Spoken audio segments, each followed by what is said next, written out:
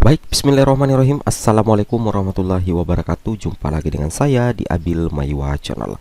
Jadi teman-teman, channel ini merupakan channel pendidikan tempat kita berbagi tentang aplikasi pendidikan, Microsoft Office, serta tips dan trik komputer. Jadi pada video kali ini Bapak Ibu ya, kembali lagi admin akan berbagi sebuah video informasi yang sangat penting, yaitu terkait resmi aturan pemilihan formasi P3K 2022 sekolah induk dan non-induk untuk pelamar prioritas dan pelamar umum.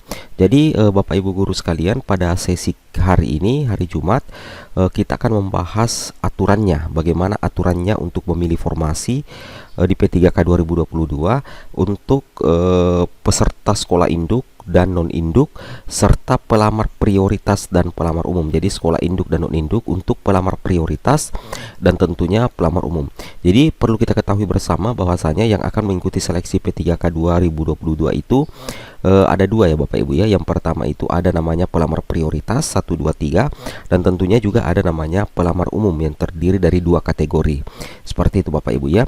Jadi seperti biasa, bagi rekan-rekan yang baru menemukan channel ini, silahkan tekan tombol subscribe-nya dan aktifkan lonceng notifikasinya agar setiap hari Bapak Ibu bisa mendapatkan informasi terbaru dari kami. Baik, tanpa panjang lebar lagi, kita langsung saja to the point Bapak Ibu ya. Nah, di sini kita cek dulu informasi terbaru terkait pemilihan formasi. Nah, di sini untuk aturannya Bapak Ibu ya, tentunya Bapak Ibu sudah memahami semua bahwasanya aturan pemilihan formasi untuk seleksi prioritas P3K 2022 itu yang pertama, pasal yang mengaturnya di Permenpan RB nomor 20 tahun 2022 adalah pasal 33 Bapak Ibu ya. Jadi di sini pasal 33 yang mengatur terkait pemilihan formasi untuk seleksi prioritas P3K 2022.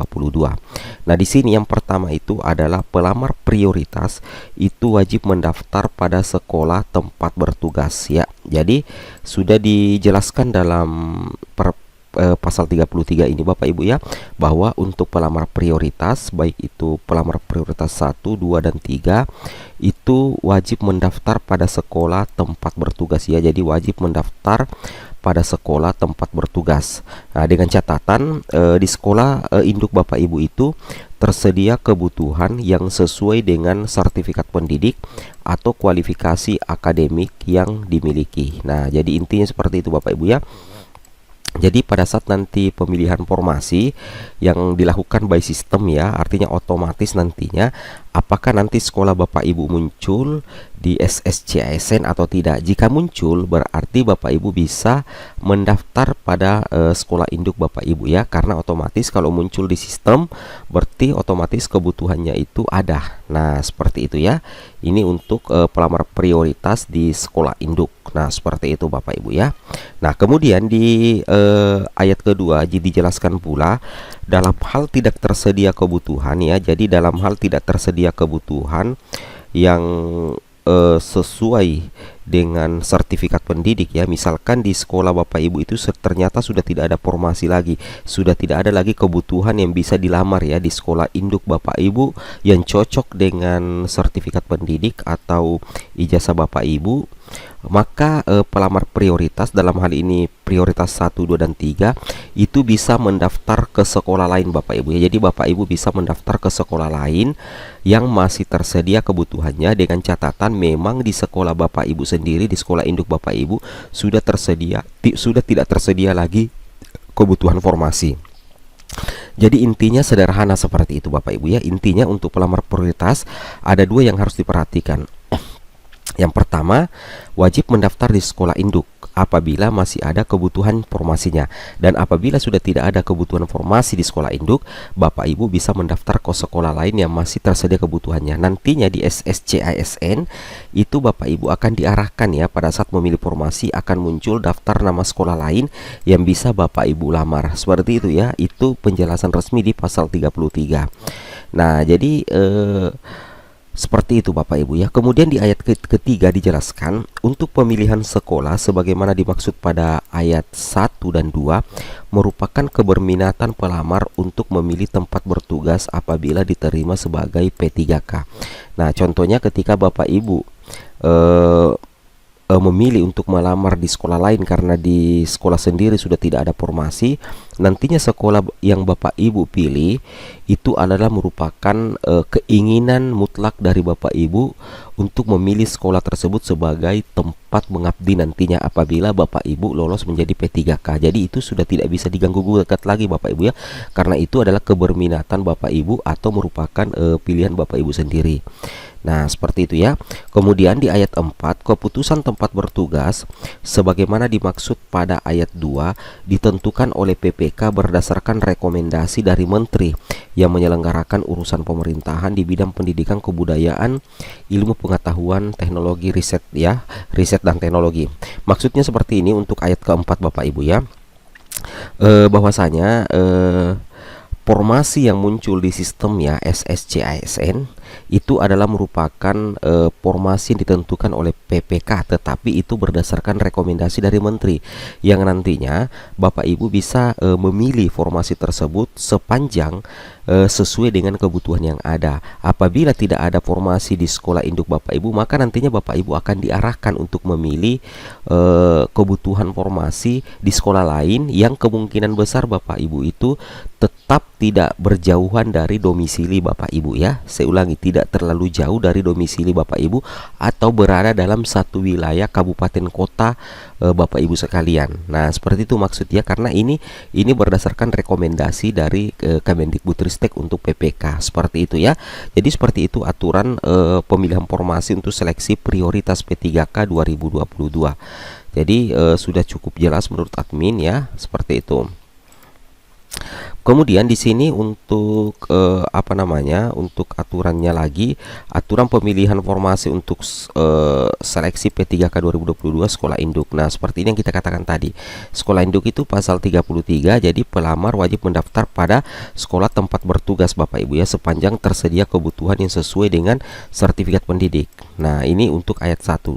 Nah, pelamar prioritas juga bisa melamar di sekolah non induk atau bisa melamar di sekolah lain dengan asumsi bahwa di sekolah tempat Bapak Ibu bertugas itu tidak tersedia lagi kebutuhan yang sesuai dengan ijazah dan serdik Bapak Ibu, sehingga pelamar prioritas dapat mendaftar ke sekolah lain yang masih terbuka kebutuhannya. Nah, seperti itu ya. Jadi sudah sangat jelas diatur di Permenpan RB nomor 20 tahun 2022 Bapak Ibu ya, tepatnya di pasal 33 ayat 1, 2, 3, 4 terkait pemilihan skema pemilihan formasi untuk peserta prioritas, seperti itu ya. Jadi sudah sangat jelas ya.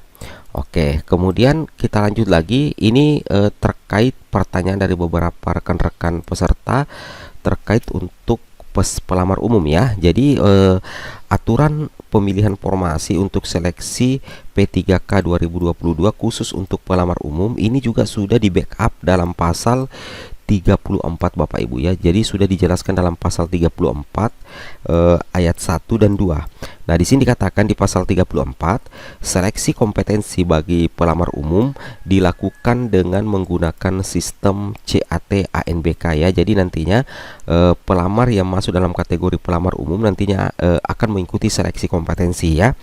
Akan mengikuti seleksi kompetensi menggunakan sistem CAT ya. Beda dengan peserta prioritas. Kalau peserta prioritas itu sudah tidak dites lagi Bapak Ibu ya, seperti itu. Nah, di sini dikatakan di ayat 2 pasal 34, pelamar umum sebagaimana dimaksud pada ayat 1 dapat memilih kebutuhan P3K jabatan fungsional guru di seluruh sekolah wilayah Indonesia yang belum terpenuhi oleh pelamar prioritas. Nah, jadi nantinya itu pelamar umum itu diberikan kebebasan Bapak Ibu ya, diberikan kebebasan untuk memilih kebutuhan P3K jabatan fungsional guru di seluruh sekolah yang ada di wilayah Indonesia. Berarti pelamar umum ini intinya bisa lintas wilayah Bapak Ibu ya, bisa lintas daerah, bisa lintas wilayah, karena sudah dipertegas di ayat kedua pasal 34. Pelamar umum dapat memilih kebutuhan P3K jabatan fungsional guru di seluruh sekolah wilayah Indonesia yang belum terpenuhi oleh pelamar prioritas. Jadi sekolah yang bisa dipilih oleh pelamar umum nantinya adalah sekolah yang belum dipenuhi oleh pelamar prioritas, dan itu berlaku untuk lintas wilayah di seluruh wilayah Indonesia. Nah, seperti itu ya. Kemudian dipertegas lagi di pasal 36 Bapak Ibu ya.